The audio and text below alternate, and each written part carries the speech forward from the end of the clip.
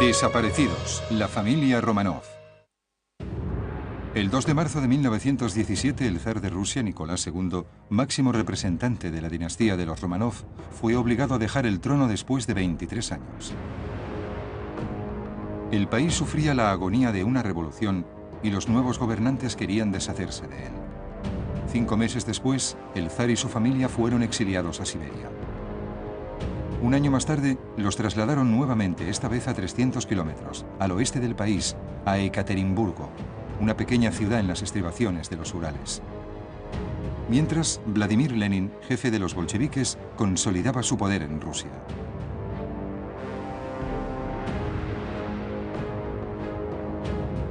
El país se vio envuelto en una sangrienta guerra civil cuando los contrarrevolucionarios, conocidos como rusos blancos, se resistieron a los bolcheviques y lucharon por restituir el antiguo orden.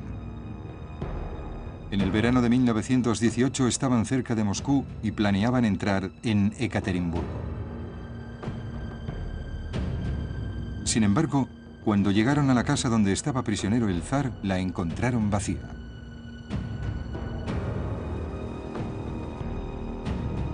Nicolás II, su esposa, sus 4 hijas y Alexei, el heredero, príncipe de la corona, habían desaparecido sin dejar rastro. Nicolás Romanov nació en San Petersburgo el 18 de mayo de 1868. Creció entre grandes lujos, mientras que la mayor parte del país vivía en la pobreza. Sucedió a su padre, el zar Alejandro III, en 1894, y en noviembre contrajo matrimonio con la princesa Alexandra de Hesse, de ascendencia alemana, una de las numerosas nietas de la reina Victoria. 2 años después, en 1896, a los 28 años, Nicolás fue coronado. Era el 18º Romanov, que desde 1613 se sentaban en el trono ruso. El zar gobernaba a más de 130 millones de personas y un imperio que se extendía desde Europa al Pacífico, incluyendo Polonia, Finlandia, los estados bálticos y gran parte de Asia Central. Contaba con el apoyo de la Iglesia Ortodoxa rusa y unos cuantos aristócratas propietarios de tierras que controlaban gran parte de la riqueza del país. Aunque la servidumbre había sido abolida en 1861, la mayoría de campesinos rusos todavía sufrían grandes privaciones y luchaban por vivir de la tierra. A principios del siglo XX, la población rural rusa crecía tan rápidamente que se iban a los pueblos y ciudades en busca de trabajo. Pero había poco trabajo y muchos estaban en peor situación que antes. Empezó a crecer el resentimiento hacia el régimen autocrático del zar. En febrero de 1904, para apaciguar el creciente descontento, el zar se embarcó en una guerra con Japón y ambos países lucharon por conquistar territorios en China y Corea.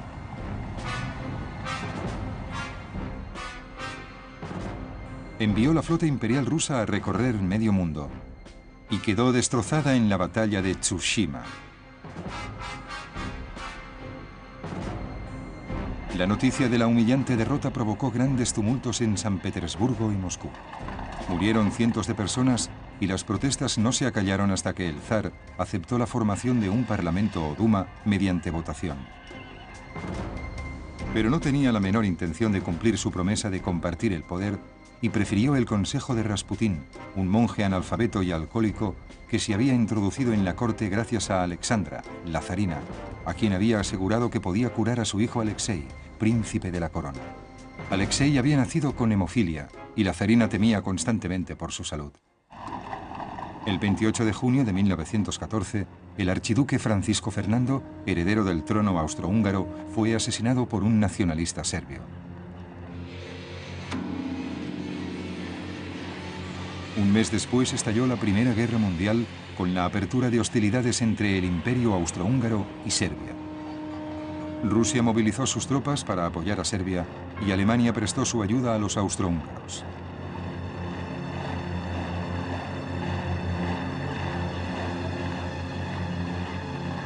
Desde el principio fue un desastre para Rusia. A finales de 1916, después de una serie de devastadoras derrotas infligidas por las poderosas fuerzas alemanas, el ejército ruso estaba al borde del colapso. El zar estaba consternado y decidió viajar al frente y asumir personalmente el control de las tropas como jefe máximo. Pero sin adiestramiento militar adecuado, resultó ser aún menos competente que sus generales y la situación empeoró.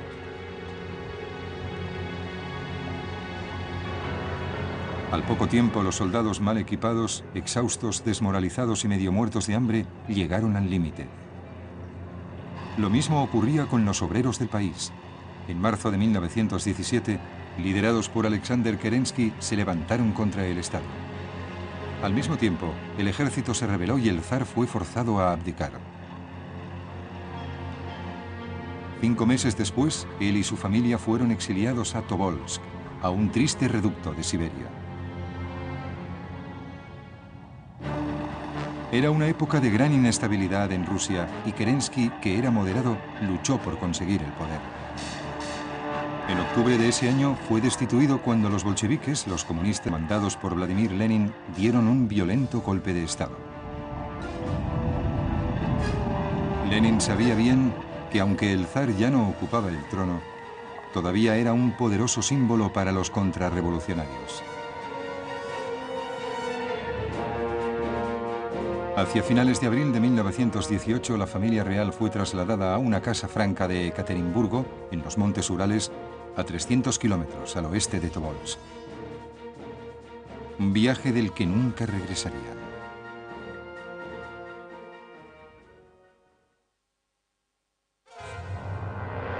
En diciembre de 1917, el nuevo gobierno ruso, liderado por Vladimir Lenin, firmó un tratado de paz con Alemania y se retiró de la Primera Guerra Mundial.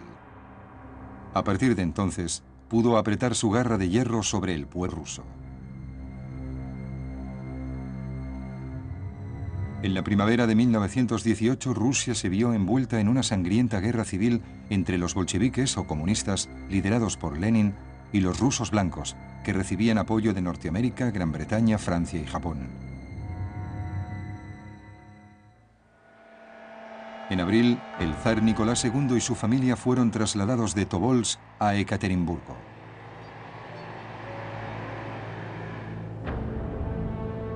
Fueron confinados en un lugar llamado la Casa del Propósito Especial, rodeada por un alto cercado.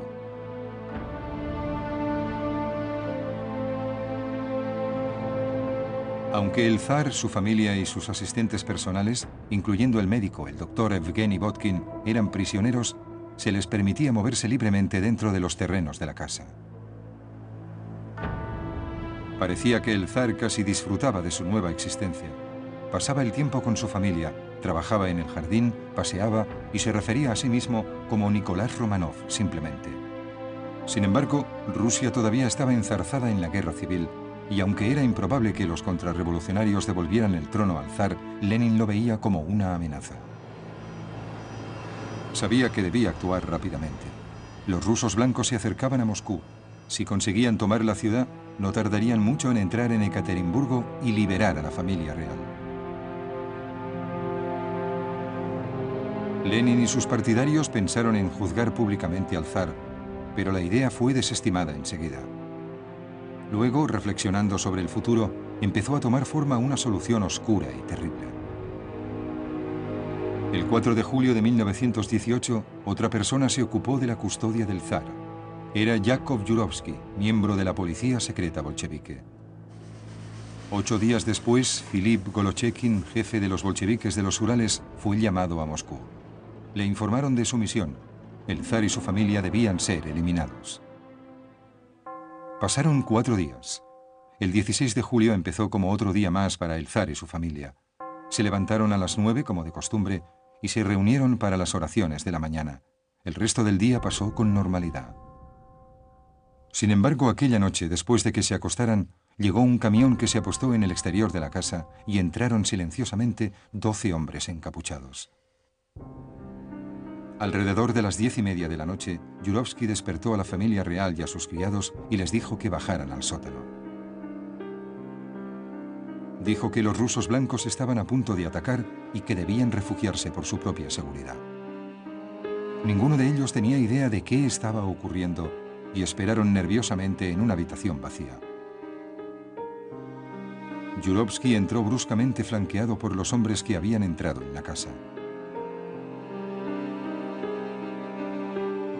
Dijo a la asustada familia que como estaban intentando rescatarles iban a ser ejecutados, y los hombres abrieron fuego inmediatamente con sus revólveres.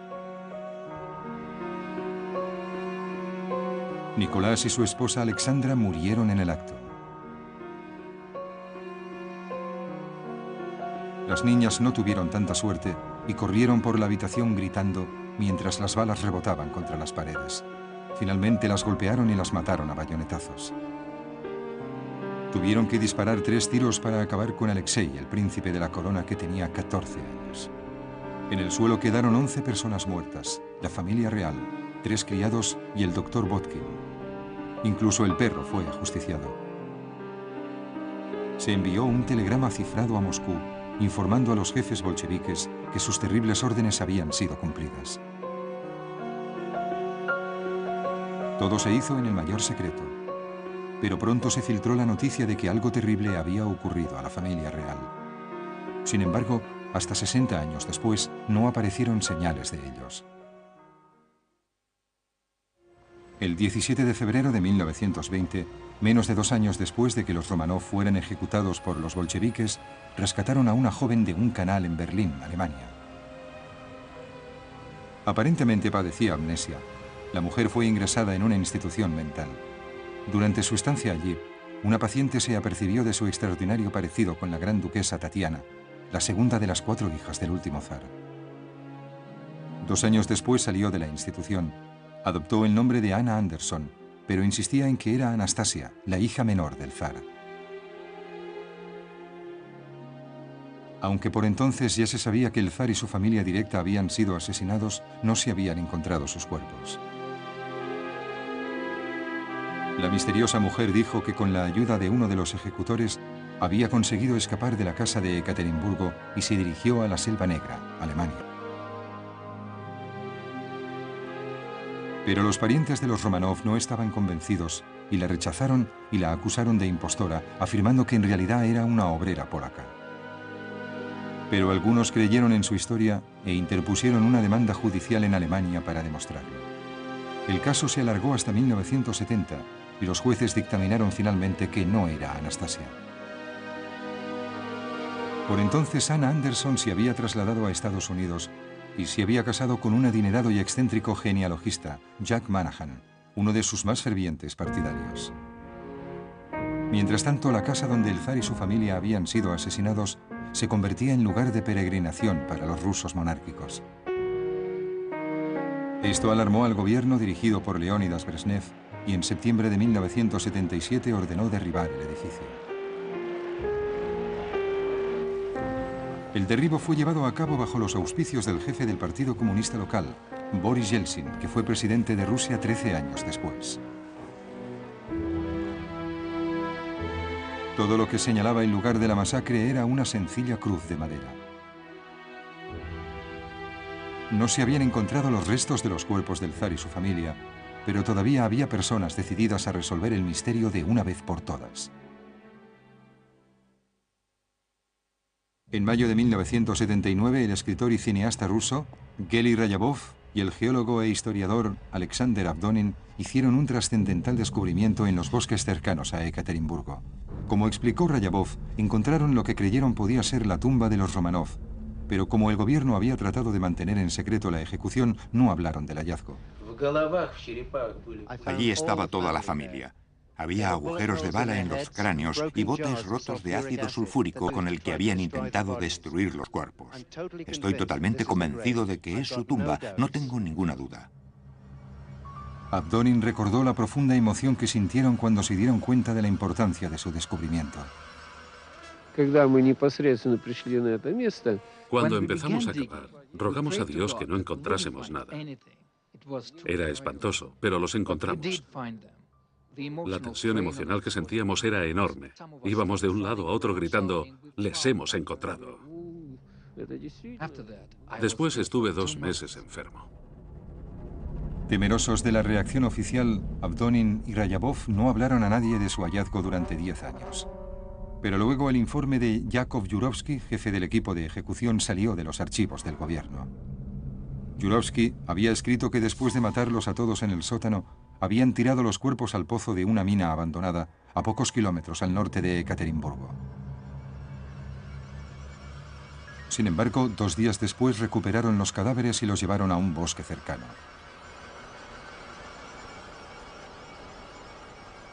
Rociaron con ácido 9 de los cuerpos y los enterraron en una fosa que cubrieron con material deshecho de la vía férrea.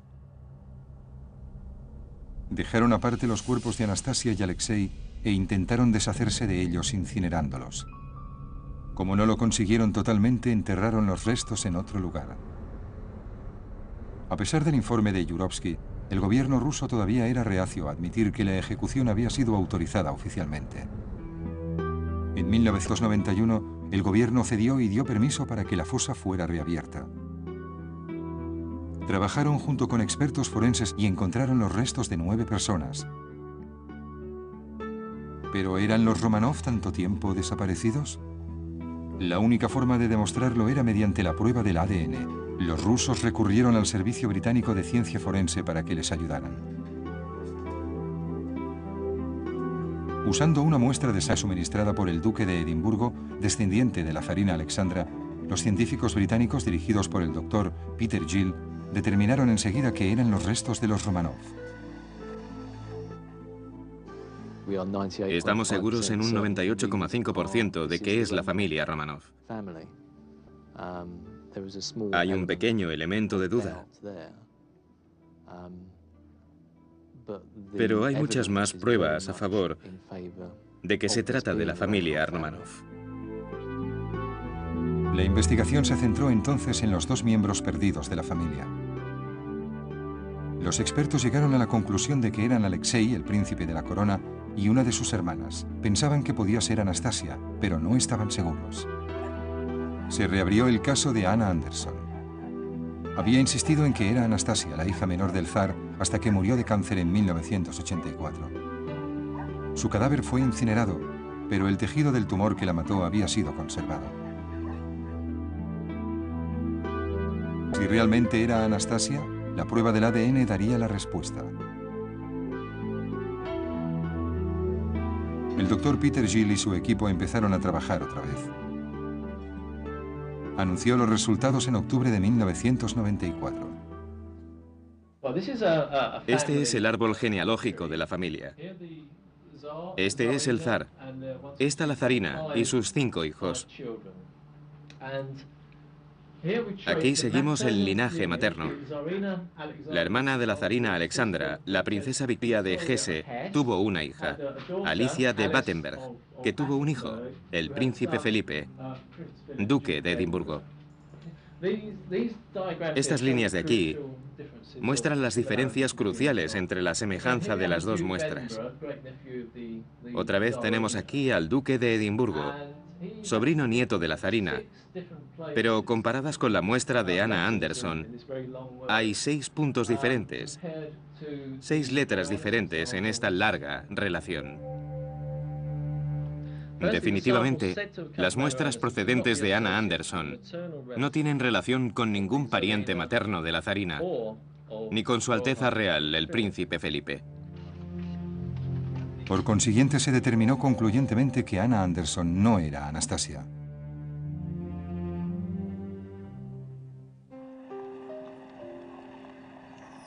Cuando se publicó la noticia de que se habían encontrado e identificado los restos de los Romanov, se celebraron sus exequias en toda Rusia. Las autoridades no hicieron nada por evitar esa demostración de devoción al régimen zarista abolido en 1917. No les pareció importante. Se tardó 80 años en saber la verdad sobre el asesinato y la desaparición de la familia real rusa, aunque los restos de Anastasia y Alexei no han sido hallados.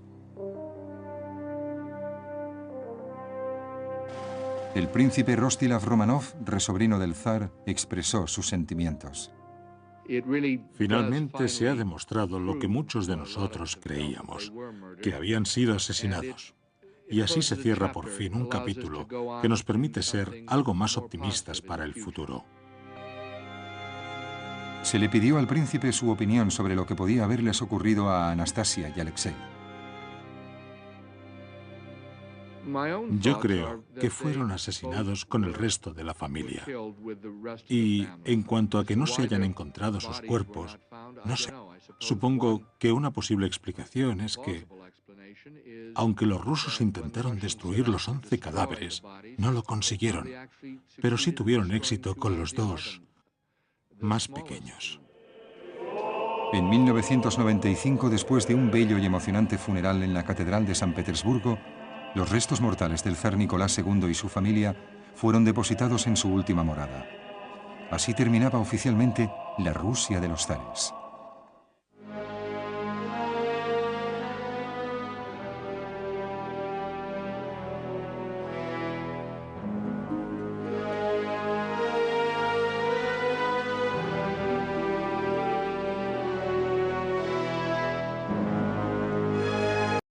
Los terrenos de la casa. Parecía que el zar casi disfrutaba de su nueva existencia. Pasaba el tiempo con su familia, trabajaba en el jardín, paseaba y se refería a sí mismo como Nicolás Romanov, simplemente. Sin embargo, Rusia todavía estaba enzarzada en la guerra civil, y aunque era improbable que los contrarrevolucionarios devolvieran el trono al zar, Lenin lo veía como una amenaza. Sabía que debía actuar rápidamente. Los rusos blancos se acercaban a Moscú. Si conseguían tomar la ciudad, no tardarían mucho en entrar en Ekaterimburgo y liberar a la familia real. Lenin y sus partidarios pensaron en juzgar públicamente al zar, pero la idea fue desestimada enseguida. Luego, reflexionando sobre el futuro, empezó a tomar forma una solución oscura y terrible. El 4 de julio de 1918, otra persona se ocupó de la custodia del zar. Era Yakov Yurovsky, miembro de la policía secreta bolchevique. 8 días después, Filip Golochekin, jefe de los bolcheviques de los Urales, fue llamado a Moscú. Le informaron de su misión. El zar y su familia debían ser eliminados. Pasaron 4 días. El 16 de julio empezó como otro día más para el zar y su familia. Se levantaron a las 9, como de costumbre, y se reunieron para las oraciones de la mañana. El resto del día pasó con normalidad. Sin embargo, aquella noche, después de que se acostaran, llegó un camión que se apostó en el exterior de la casa y entraron silenciosamente 12 hombres encapuchados. Alrededor de las 10:30 de la noche, Yurovsky despertó a la familia real y a sus criados y les dijo que bajaran al sótano. Dijo que los rusos blancos estaban a punto de atacar y que debían refugiarse por su propia seguridad. Ninguno de ellos tenía idea de qué estaba ocurriendo y esperaron nerviosamente en una habitación vacía. Yurovsky entró bruscamente flanqueado por los hombres que habían entrado en la casa. Dijo a la asustada familia que como estaban intentando rescatarles iban a ser ejecutados, y los hombres abrieron fuego inmediatamente con sus revólveres. Nicolás y su esposa Alexandra murieron en el acto. Las niñas no tuvieron tanta suerte y corrieron por la habitación gritando mientras las balas rebotaban contra las paredes. Finalmente las golpearon y las mataron a bayonetazos. Tuvieron que disparar 3 tiros para acabar con Alexei, el príncipe de la corona que tenía 14 años. En el suelo quedaron 11 personas muertas, la familia real, 3 criados y el doctor Botkin. Incluso el perro fue ajusticiado. 5 meses después, él y su familia fueron exiliados a Tobolsk, a un triste reducto de Siberia. Era una época de gran inestabilidad en Rusia y Kerensky, que era moderado, luchó por conseguir el poder. En octubre de ese año fue destituido cuando los bolcheviques, los comunistas mandados por Vladimir Lenin, dieron un violento golpe de Estado. Lenin sabía bien que aunque el zar ya no ocupaba el trono, todavía era un poderoso símbolo para los contrarrevolucionarios. Hacia finales de abril de 1918, la familia real fue trasladada a una casa franca de Ekaterimburgo, en los montes Urales, a 300 kilómetros al oeste de Tobolsk. Un viaje del que nunca regresarían.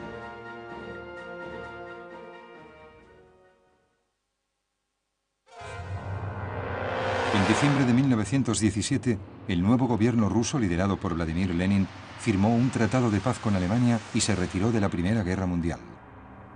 A partir de entonces, pudo apretar su garra de hierro sobre el pueblo ruso. En la primavera de 1918, Rusia se vio envuelta en una sangrienta guerra civil entre los bolcheviques o comunistas, liderados por Lenin, y los rusos blancos, que recibían apoyo de Norteamérica, Gran Bretaña, Francia y Japón. En abril, el zar Nicolás II y su familia fueron trasladados de Tobolsk a Ekaterimburgo.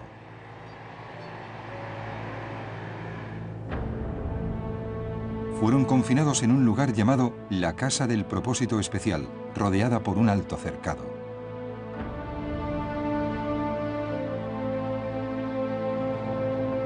Aunque el zar, su familia y sus asistentes personales, incluyendo el médico, el doctor Evgeny Botkin, eran prisioneros, se les permitía moverse libremente dentro de los terrenos de la casa. Parecía que el zar casi disfrutaba de su nueva existencia. Pasaba el tiempo con su familia, trabajaba en el jardín, paseaba y se refería a sí mismo como Nicolás Romanov, simplemente. Sin embargo, Rusia todavía estaba enzarzada en la guerra civil, y aunque era improbable que los contrarrevolucionarios devolvieran el trono al zar, Lenin lo veía como una amenaza. Sabía que debía actuar rápidamente. Los rusos blancos se acercaban a Moscú.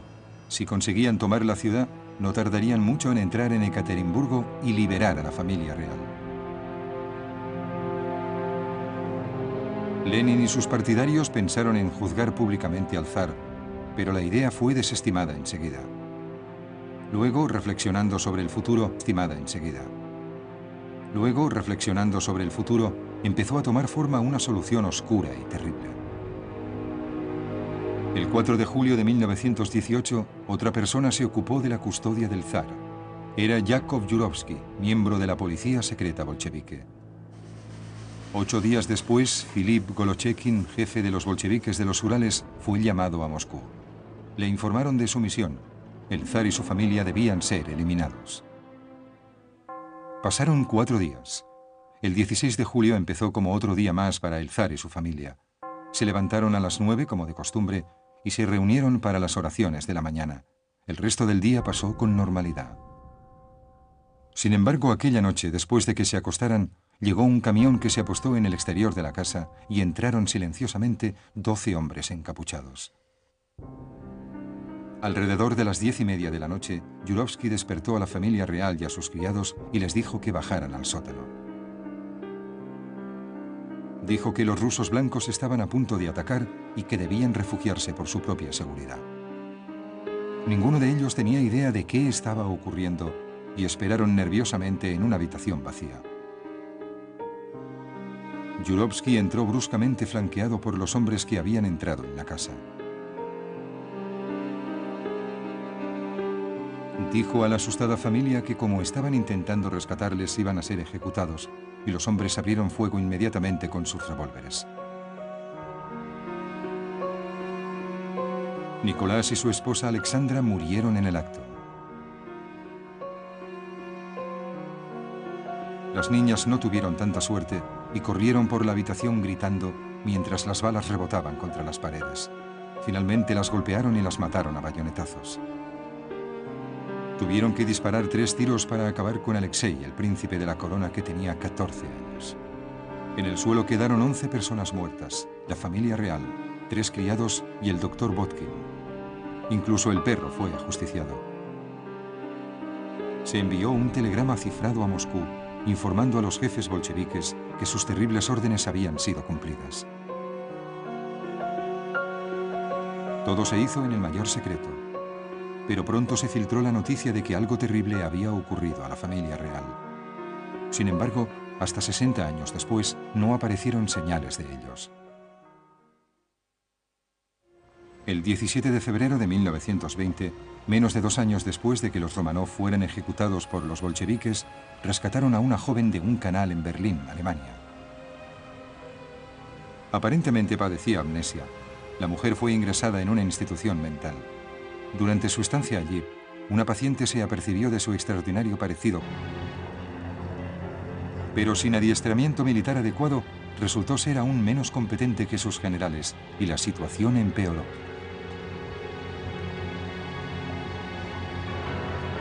Al poco tiempo, los soldados mal equipados, exhaustos, desmoralizados y medio muertos de hambre, llegaron al límite. Lo mismo ocurría con los obreros del país. En marzo de 1917, liderados por Alexander Kerensky, se levantaron contra el Estado. Al mismo tiempo, el ejército se rebeló y el zar fue forzado a abdicar. 5 meses después, él y su familia fueron exiliados a Tobolsk, a un triste reducto de Siberia. Era una época de gran inestabilidad en Rusia y Kerensky, que era moderado, luchó por conseguir el poder. En octubre de ese año fue destituido cuando los bolcheviques, los comunistas mandados por Vladimir Lenin, dieron un violento golpe de Estado. Lenin sabía bien que aunque el zar ya no ocupaba el trono, todavía era un poderoso símbolo para los contrarrevolucionarios.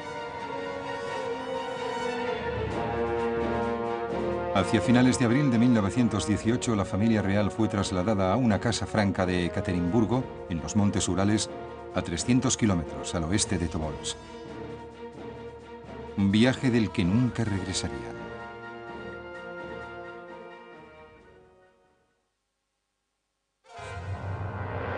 En diciembre de 1917, el nuevo gobierno ruso, liderado por Vladimir Lenin, firmó un tratado de paz con Alemania y se retiró de la Primera Guerra Mundial. A partir de entonces, pudo apretar su garra de hierro sobre el pueblo ruso. En la primavera de 1918, Rusia se vio envuelta en una sangrienta guerra civil entre los bolcheviques o comunistas, liderados por Lenin, y los rusos blancos, que recibían apoyo de Norteamérica, Gran Bretaña, Francia y Japón.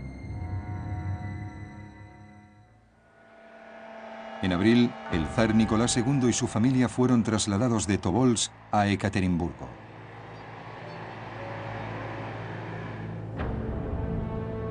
Fueron confinados en un lugar llamado la Casa del Propósito Especial, rodeada por un alto cercado.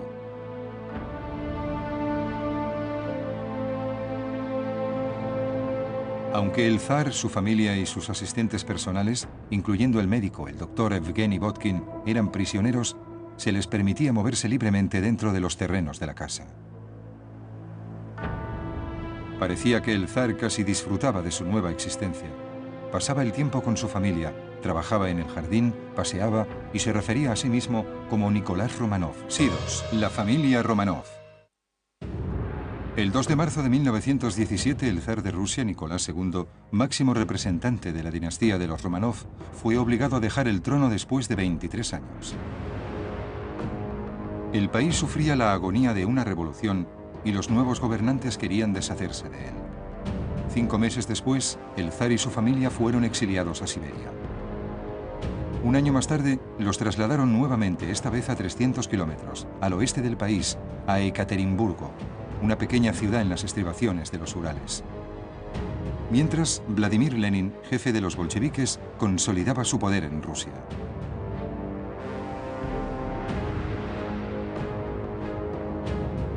El país se vio envuelto en una sangrienta guerra civil cuando los contrarrevolucionarios, conocidos como rusos blancos, se resistieron a los bolcheviques y lucharon por restituir el antiguo orden. En el verano de 1918 estaban cerca de Moscú y planeaban entrar en Ekaterimburgo. Sin embargo, cuando llegaron a la casa donde estaba prisionero el zar, la encontraron vacía.